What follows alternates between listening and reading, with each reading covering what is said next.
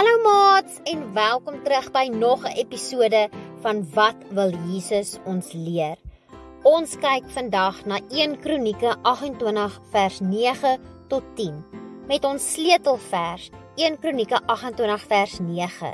En jy, Salomo, my seun, ken die God van jou vader en dien hom met 'n volkome hart en 'n gewillige gees, want die Here deursoek alle harte en verstaan elke gedagte wat opkom.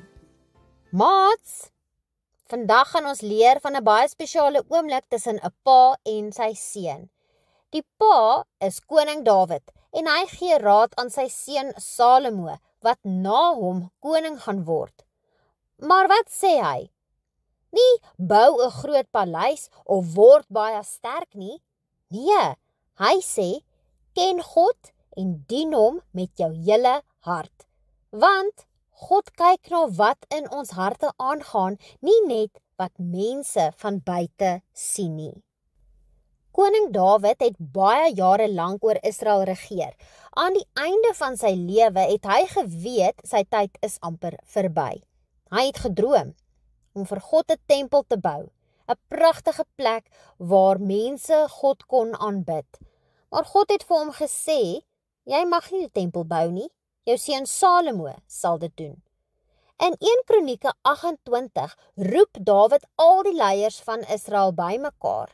Hy vertel vir almal wat God gesê het en dan draai hy na sy seun Salomo en sê, my seun, ken die God van jou pa, dien hom met 'n volkome hart en 'n gewillige gees.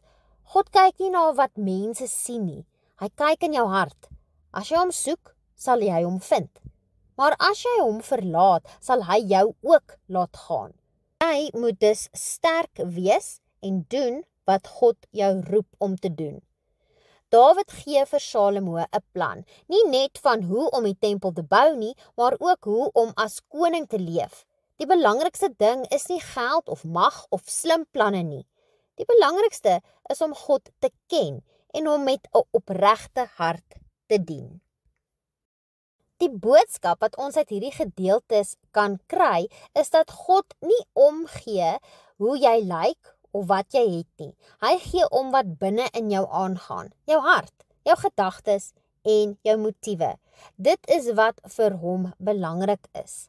Wanneer ons iets doen vir God, soos om te bid of sing of iemand te help, wil hy hê ons moet dit met 'n liefdevolle, eerlike hart doen, nie net omdat iemand anders kyk nie.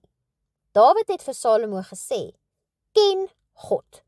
En dit beteken nie net om van God te weet nie, maar om regtig 'n verhouding met hom te hê, om hom te vertrou, met hom te praat, om te leer ken deur sy woord en hom met liefde te volg. Maats, wat kan ons hieruit leer? Ons kan leer dat God alles sien, selfs dit wat jy dink en voel.